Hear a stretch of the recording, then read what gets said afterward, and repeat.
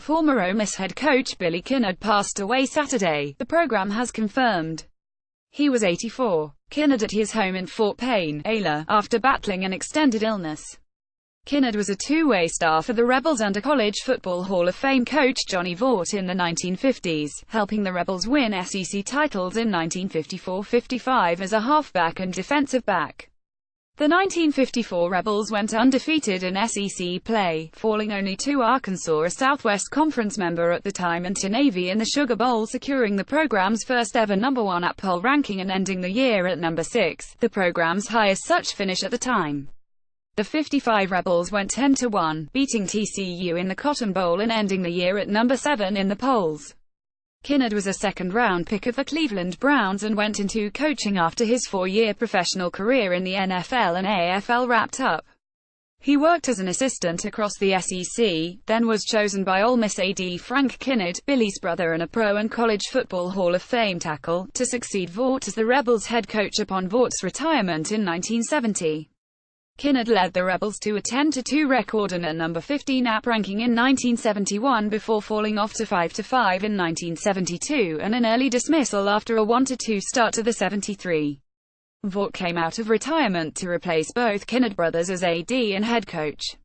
Kinard worked as an NFL defensive backs coach after his Ole Miss ouster, but returned to college game in a one-season stint as Gardner-Webb's head coach in 1978. He coached his final twos as the New England Patriots defensive backs coach in 1979-80. In addition to his football exploits, Kinard was also an All-SEC baseball player for an Ole Miss team that reached the College World Series in 1956. Terrell Owens, no stranger to controversy, drew ire last month when he announced he will skip the festivities in Canton despite entering the Pro Football Hall of Fame on August 4. On Tuesday, Owens, pictured above on the sidelines at the Chattanooga, Alabama football game in 2016, announced he would mark the occasion with a speech at his alma mater. After giving it much thought, I have realized just how much I want to celebrate what will inevitably be the best weekend of my life at a place that means so much to me, he said. I'm proud to be a MOC, and am honored to share this experience with my family, friends, teammates and fans at the place that provided me an opportunity beyond high school and where I truly began to find myself as an athlete. Thank you to everyone who has supported my celebration decision. I look forward to seeing you all in Chattanooga. Get your popcorn ready. In addition to catching 115 passes in 3 years for the Mocs, Owens also lettered on a Chattanooga basketball team that reached the 1995 NCAA tournament and anchored the school's 4x100 relay at the NCAA championships. Not surprisingly, a quasi-holiday weekend has resulted in the latest resetting of the days without an arrest ticker. According to the Wyoming Tribune-Eagle, Wyoming's Cash Malawea pictured No. 46 was arrested very early Saturday morning following a traffic stop initiated by the Laramie Police Department. The arresting officer charged the 19-year-old linebacker with suspicion of driving under the influence, underage consumption of alcohol and driving with no driver's license. No details of what led to the initial traffic stop have been divulged. A school spokesperson declined to address, at least publicly, the off-field development. The Tribune-Eagle wrote that UW's head coach Craig Bohl was out of the state recruiting this week.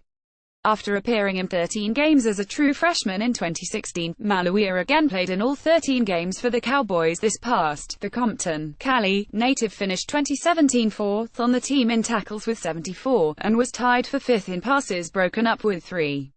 Exiting spring practice earlier this offseason, Malawea was penciled in as the Cowboys' starting weak-side linebacker.